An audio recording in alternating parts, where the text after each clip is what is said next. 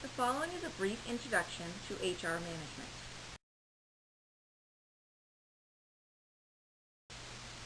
Human resources is a business function which manages, leads, facilitates, and provides tools for the human capital management in the organization. HR sets strategic processes and procedures, runs difficult and complex communication campaigns as the organization attracts the best talent from the job market, retains them with the attractive compensation packages, or it develops them in talent development programs. HR runs many processes which are crucial for the modern organization. We cannot believe that the successful business could exist without the recruitment and staffing, compensation and benefits, training and development, or the leadership and development. However, in the past, the companies did not use any of the HR value-added processes. The story of human resources started as evidence of all employees and dealt with issues and requests. Nothing more was expected to be delivered. The HR management history is fascinating.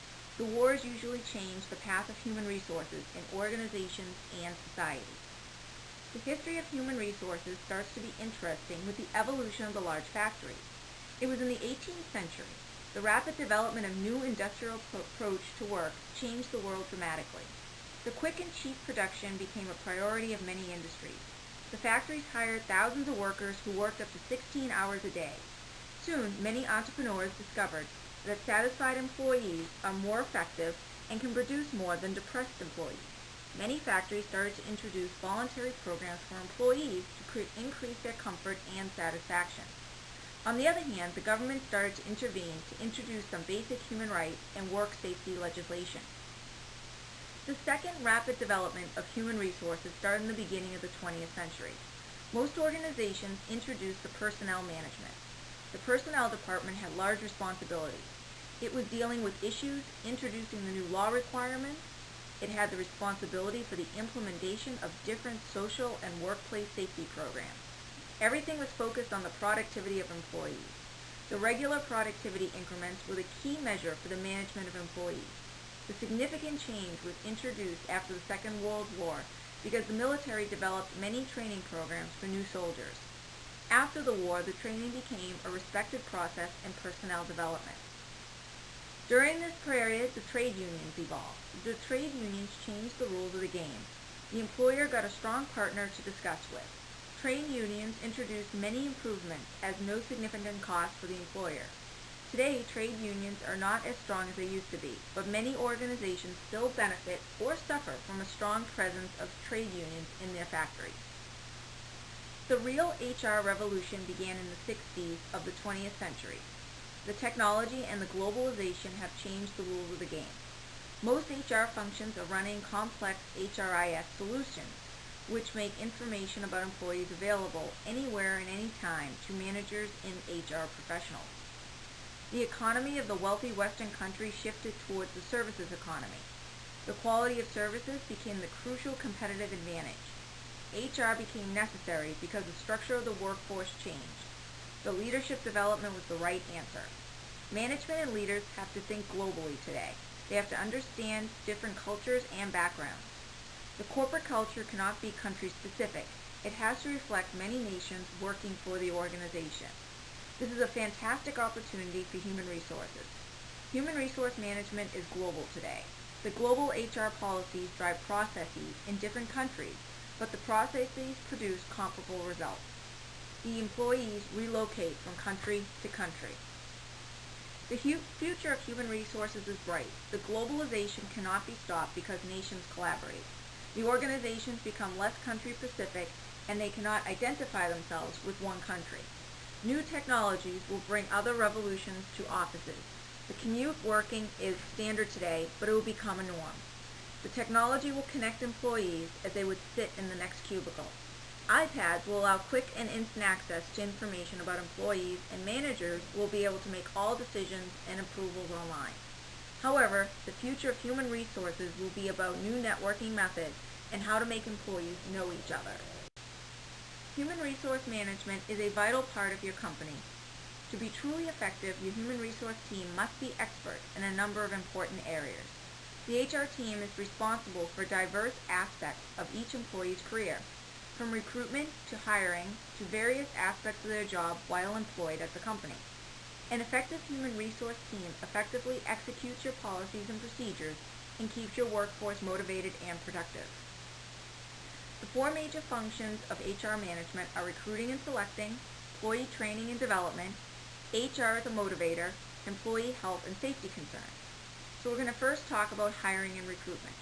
The human resource manager must be adept at hiring and recruiting new employees. Identifying, recruiting, interviewing, and hiring high-performing employees is essential for the long-term success of your company. Creating policies and procedures for the hiring and recruiting process and teaching these skills to all your managers is also critical for the future of your organization. HRM is also responsible for compensation and benefits. Human resource managers must also create, administer, and improve your compensation and benefit structures. Retaining excellent associates depends on many factors. Outstanding pay and benefits are two critical factors that will ultimately determine how well your employees feel about your organization and the likelihood that they will remain with your company in the future. Crafting an effective compensation system and determining the best benefits package for all your employees are skills that are mandatory for your HR manager. HR managers are also responsible for training and development. Training and development skills are also vital assets for your human resource manager. The ability to create training programs that solve human resource problems will yield important benefits for your organization. Instructional design skills as well as outstanding facilitation and presentation abilities resulting in training programs that produce tangible results for your company. Talent and program evaluation and employee feedback are also needed to constantly improve the quality for all your training programs. And lastly, they're responsible for performance management. The ability to effectively manage the performances of your employees is an integral part of your human resource manager's job duties. Establishing and implementing a complete performance improvement process is an essential skill. Designing your performance review process, maintaining it, and effectively monitoring its implementation are challenging tasks. Coaching your managers on how to use your performance management program is also an important function of your HR team. There are only 4 HR roles that apply in any organization. That is that of compliance enforcer, management advocate, strategic partner, or employee advocate. Most HR practitioners will agree that our role as the employer's compliance officer is well established and understood. Not that it's easy keeping track of all the changes in state, federal, and local laws and regulations, nor translating them into policies and practices that keep the regulators from our door. Add this to the increasing emphasis of taking preventative measures to forestall or at least mitigate the effects of employee complaints of harassment, wrongful discharge, or discrimination. Enforcement and development of internal or corporate policies are subsets of this risk management role. Obviously, organizational governance depends on the uniform application of policies, practices, and procedures. This falls mostly to the HR department. The role of compliance officer will become even more critical in the foreseeable future. Though theirs are generally reactive roles, HR professionals will increasingly have to rely on proactive solutions. As part of the management staff, the HR department is the point of interface between management policies and employees, charged with communicating and interpreting management data. This traditional function of the department serves as an extension of the compliance role by interpreting and communicating management policy. The movement towards open book management puts more emphasis on this role as greater employee empowerment relies on increased sharing of information, much of which is coordinated through HR procedures. HR is not generally given much thought until something goes wrong. A complaint is filed, defend it. Jobs have just opened up, fill them. Absenteeism is on the rise, step up discipline. The movement to include human resources management in the strategic decision-making process is a relatively new phenomenon and represents the early stages of the evolution of the HR function. New organizations have yet granted this recognition. This new role brings additional burdens and responsibilities. To be aware of changes in the external environment that will impact the organization, to offer appropriate strategies and procedures to anticipate change, and to provide regular feedback that helps steer strategic planning. A whole new set of skills and perspectives will be required of HR practitioners. This role is practically non-existent in many organizations. It is the most difficult of the four to realize. After all, it does seem to be direct contradiction to serving as the management advocate. It's an uncomfortable conflict that most practitioners choose to avoid. Many have learned the hard way that less than enlightened management frowns upon this role. Still, it's a role that must be accepted, since it directly impacts the other three. The value of communication is lost if it's only one way. By recognizing this role and using HR's unique position as the interface between management and employees, we can close the communications loop. Employee advocacy fosters trust and credibility in the relationship.